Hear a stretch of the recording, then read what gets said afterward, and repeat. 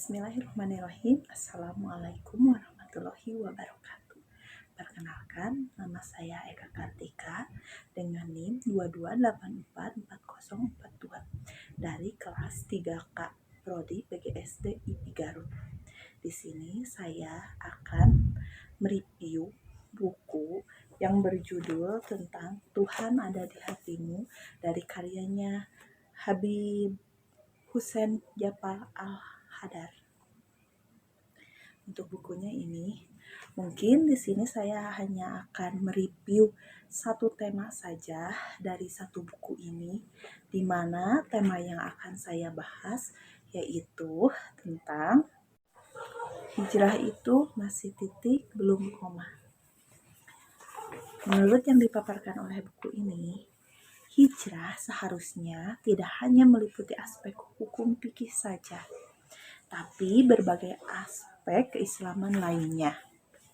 Minimal ada 4 aspek yang harus dilakukan oleh umat Islam ketika berkomitmen untuk hijrah. Pertama, aspek spiritual atau sufistik atau tasawuf. Inti hijrah pada aspek ini adalah pergerakan kita sebagai hamba menuju Allah. Yang kedua, yaitu aspek kultural. Dalam konteks ini, hijrah berarti mengakulturasi Islam datang dari negeri Arab dengan nilai-nilai setempat, selama nilai-nilai itu tidak bertentangan dengan aspek substansi atau qot'i ajaran Islam, sebagaimana dicontohkan oleh para wali songo ketika mendakwahkan Islam ke Indonesia. Mereka mengkulturasi nilai-nilai substansial atau nilai-nilai inti agama Islam dengan budaya Indonesia sehingga ajaran-ajaran Islam bisa lebih diterima oleh masyarakat Indonesia dengan tangan terbuka. Konvernya budaya tak masalah, yang penting nilai agamanya. Menurut buku ini, karena Islam seperti gelas bening yang saat diisi kopi ia seolah hitam dan saat diisi jeruk seolah kuning, padahal ia tetap bening. Yang ketiga, aspek filosofis.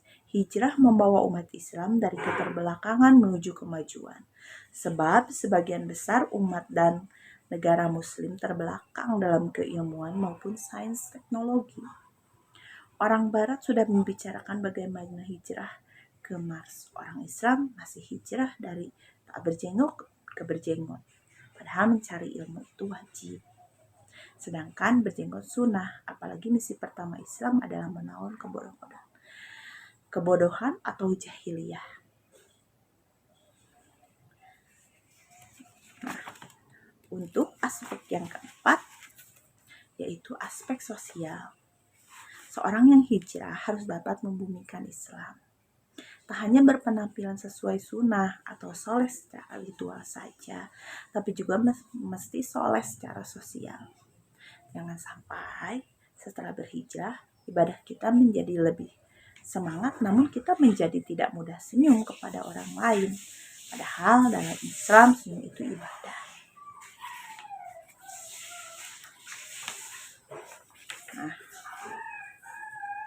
oleh karena itu, hijrah juga harus mencakup ibadah horizontal pada sesama, bukan hanya vertikal pada Tuhan semata. Secara sosial, kita harus menghiasi sikap kita menjadi lebih ramah terhadap orang lain. Jangan sampai ketika berhijrah, kita menjadi abai kepada tetangga.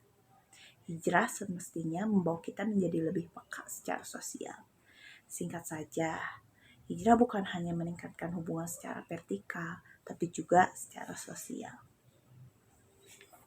Ada kutipan yang menarik dari buku ini, di mana dalam tema hijrah itu masih koma, belum titik, yang saya sukai. Di mana kata-katanya yaitu iman itu berdaulat. Karena kata Nabi, kita semua ini pemimpin atas diri kita. Kalau gagal karena tergoda oleh hal-hal di luar diri kita sendiri yang salah. Dan dihukum karena kita telah diberi kuasa oleh Tuhan untuk memilih tergoda atau tidak. Nah, menurut buku ini, fenomena hijrah saat ini sebenarnya bagus. Orang mau belajar dan mengamalkan Islam lebih baik, Asalkan setelah hijrah tanda bacanya masih koma, jangan titik. Maksudnya terus belajar dan perbaiki amal tanpa merasa tinggi hati.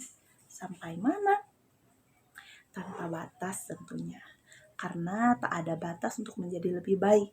Yang bisa dan boleh membatasinya hanya ajal. Memang repot kalau mau berislam secara kapah, tapi belajar Islamnya secara instan. Gak mau ngaji dengan sabar.